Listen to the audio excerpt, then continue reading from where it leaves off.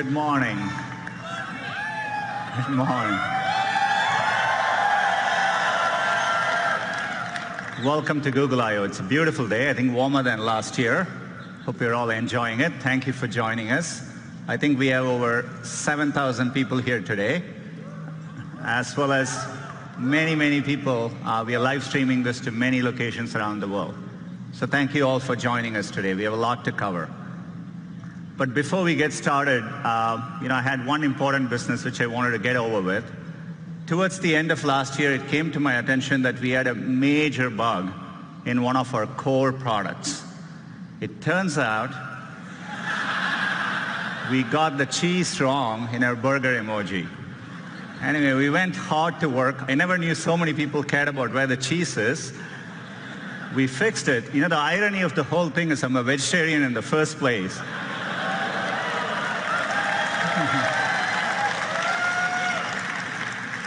So we fixed it, but hopefully we got the cheese right. But as we were working on this came to my attention.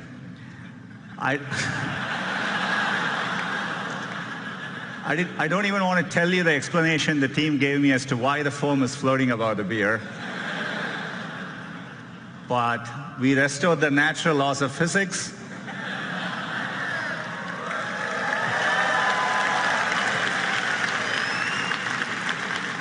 So all is well. We can get back to business. We can talk about all the progress since last year's I/O. I'm sure all of you would agree it's been an extraordinary year on many fronts. I'm sure you've all felt it. We're at an important inflection point in computing, and it's exciting to be driving technology forward. And it's made us even more reflective about our responsibilities. Expectations for technology vary greatly depending on where you are in the world or what opportunities are available to you. For someone like me who grew up without a phone, I can distinctly remember how gaining access to technology can make a difference in your lives. And we see this in the work we do around the world. You see it when someone gets access to a smartphone for the first time. And you can feel it in the huge demand for digital skills we see. That's why we've been so focused on bringing digital skills to communities around the world. So far, we have trained over 25 million people, and we expect that number to rise over 60 million in the next 5 years. It's clear technology can be a positive force, but it's equally clear that we just can't be wide-eyed about the innovations technology creates. There are very real and important questions being raised about the impact of these advances and the role they'll play in our lives. So we know the path ahead needs to be navigated carefully and deliberately, and we feel a deep sense of responsibility to get this right. That's the spirit with which we are approaching our core mission to make information more useful, accessible, and beneficial to society. I've always felt that we were fortunate as a company to have a timeless mission that feels as relevant today as when we started. And we're excited about how we can approach our mission with renewed vigor thanks to the progress we see in AI. AI is enabling this for us to do this in new ways, solving problems for our users around the world. Last year at Google I/O, we announced Google AI. It's a collection of our teams and efforts to bring the benefits of AI to everyone. And we want this to work globally, so we are opening AI centers around the world. AI is going to impact many fields, and I want to give you a couple of examples today. Healthcare is one of the most important fields AI is going to transform. Last year, we announced our work on diabetic retinopathy, which is a leading cause of blindness, and we use deep learning to help doctors diagnose it earlier. And we've been running field trials since then at Aravind and Sankara hospitals in India, and the field trials are going really well. We are bringing expert diagnosis to places where trained doctors are scarce. It turned out, using the same retinal scans, there were things which humans quite didn't know to look for, but our AI systems offered more insights. Your same eye scan turns out holds information with which we can predict the 5-year risk of you having an adverse cardiovascular event, heart attack or strokes. So to me, the interesting thing is that more than what doctors could find in these eye scans, the machine learning systems offered newer insights. This could be the basis for a new non-invasive way to detect cardiovascular risk. And we just published the research, and we are going to be working to bring this to field trials with our partners. Another area where AI can help is to actually help doctors predict medical events. Turns out doctors have a lot of difficult decisions to make, and for them, getting advance notice, say 24 to 48 hours before a patient is likely to get very sick, has a tremendous difference in the outcome. And so we've put our machine learning systems to work. We've been working with our partners using de-identified medical records. And it turns out if you go and analyze over 100,000 data points per patient, more than any single doctor could analyze, we can actually quantitatively predict the chance of readmission 24 to 48 hours before, earlier than traditional methods. It gives doctors more time to act. We are publishing our paper on this later today, and we are looking forward to partnering with hospitals and medical institutions. Another area where AI can help is accessibility. We can make day-to-day use cases much easier for people. Let's take a common use case. You come back home in the night and you turn your TV on. It's not that uncommon to see two or more people passionately talking over each other. Imagine if you are hearing impaired and you're relying on closed captioning to understand what's going on. This is how it looks to you. On a Danny Ainge level, but he's above a Colangelo level. In other words, he understands enough to...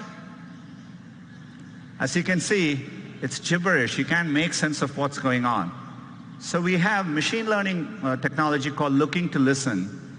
It not only looks for audio cues, but combines it with visual cues to clearly disambiguate the two voices.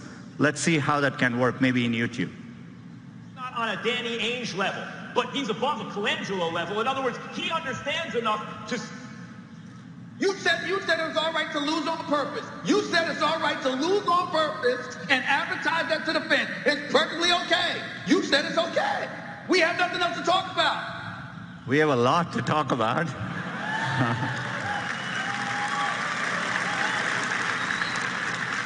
But you can see how we can put technology to work to make an important day-to-day use case profoundly better.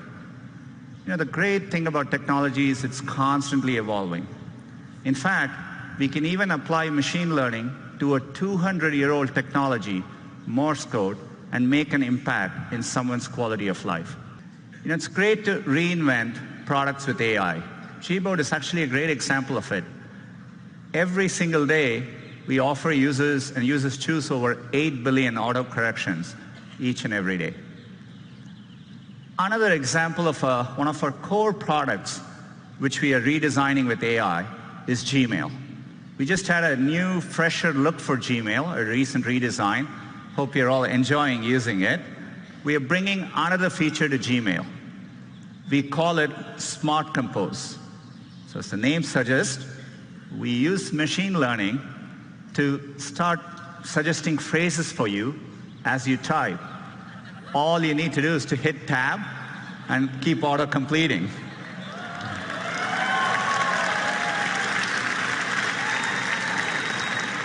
In this case, it understands the subject is Taco Tuesday. It suggests chips, salsa, guacamole. It takes care of mundane things like addresses so that you don't need to worry about it. You can actually focus on what you want to type. I've been loving using it. I've been sending a lot more emails to the company, not sure what the company thinks of it. But it's been great. We are rolling out Smart Compose to all our users this month and hope you enjoy using it as well.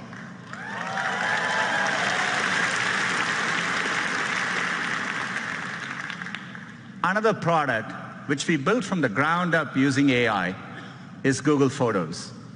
Works amazingly well and at scale. If you click on one of these photos, what we call the photo viewer experience, where you're looking at one photo at a time, so that you understand the scale, every single day, there are over 5 billion photos viewed by our users, each and every day. So we want to use AI to help in those moments. So we are bringing a new feature called suggested actions, essentially suggesting smart actions right in context for you to act on. Say, for example, you went to a wedding and you're looking through those pictures. We understand your friend Lisa is in the picture, and we offer to share the 3 photos with Lisa, and with one click, those photos can be sent to her. So the anxiety where everyone is trying to get the picture on their phone, I think we can make that better. Say, for example, if the photo in the same wedding, if the photos are underexposed, our AI systems offer a suggestion to fix the brightness right there, one tap, and we can fix the brightness for you. Or if you took a picture of a document which you want to save for later, we can recognize, convert the document to PDF, and make it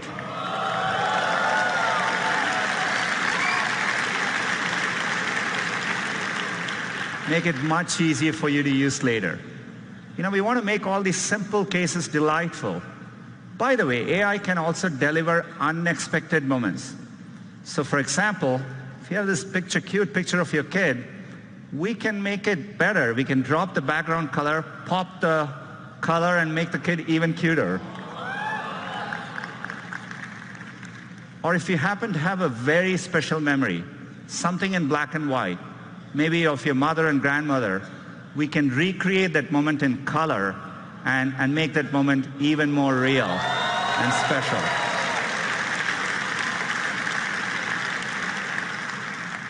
All these features are going to be rolling out to Google Photos users in the next couple of months. The reason we are able to do this is because for a while, we've been investing in the scale of our computational architecture. This is why last year we talked about our tensor processing units. These are special purpose machine learning chips. These are driving all the product improvements you're seeing today, and we have made it available to our cloud customers. Since the last year, we've been hard at work, and today I'm excited to announce our next generation TPU 3.0. These chips are so powerful that for the first time, we've had to introduce liquid cooling in our data centers. And we put these chips in the form of giant pods. Each of these pods is now 8x more powerful than last year. It's well over 100 petaflops. And this is what allows us to develop better models, larger models, more accurate models, and helps us tackle even bigger problems. And one of the biggest problems we are tackling with AI is the Google Assistant. Our vision for the perfect assistant is that it's naturally conversational, it's there when you need it, so that you can get things done in the real world. And we are working to make it even better. We want the assistant to be something that's natural and comfortable to talk to. And to do that, we need to start with the foundation of the Google Assistant, the voice. Today, that's how most users interact with the assistant. Our current voice is codenamed Holly. She was a real person. She spent months in our studio, and then we stitched those recordings together to create voice. But 18 months ago, we announced a breakthrough from our DeepMind team called WaveNet. Unlike the current systems, WaveNet actually models the underlying raw audio to create a more natural voice. It's closer to how humans speak. The pitch, the pace, even all the pauses that convey meaning. We want to get all of that right. So we've worked hard with WaveNet, and we are adding, as of today, 6 new voices to the Google Assistant. Let's have them say hello. Good morning, everyone. I'm your Google Assistant. Welcome to Shoreline Amphitheater. We hope you'll enjoy Google I/O. Back to you, Sundar.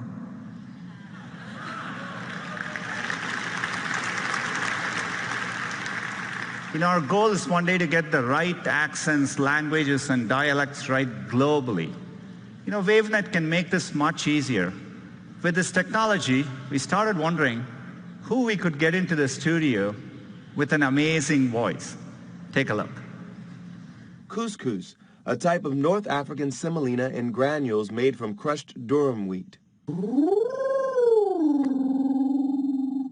I want a puppy with sweet eyes and a fluffy tail who likes my haikus. Don't we all?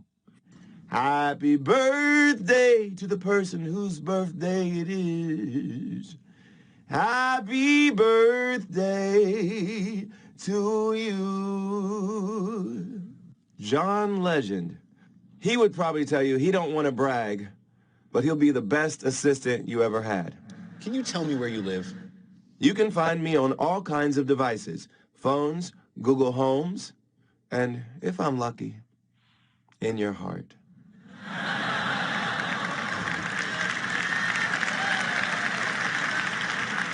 That's right, John Legend's voice is coming to the assistant. Clearly, he didn't spend all the time in the studio answering every possible question that you could ask. But WaveNet allowed us to shorten the studio time, and the model can actually capture the richness of his voice. His voice will be coming later this year in certain contexts so that you can get responses like this. Good morning, Sundar. Right now in Mountain View, it's 65 with clear skies. Today, it's predicted to be 75 degrees and sunny. At 10 a.m., you have an event called Google I/O Keynote. Then, at 1 p.m., you have margaritas. Have a wonderful day. I'm looking forward to 1 p.m. So John's voice is coming later this year. I'm really excited we can drive advances like this with AI. We are doing a lot more with the Google Assistant. And to talk to you a little bit more about it, let me invite Scott onto the stage.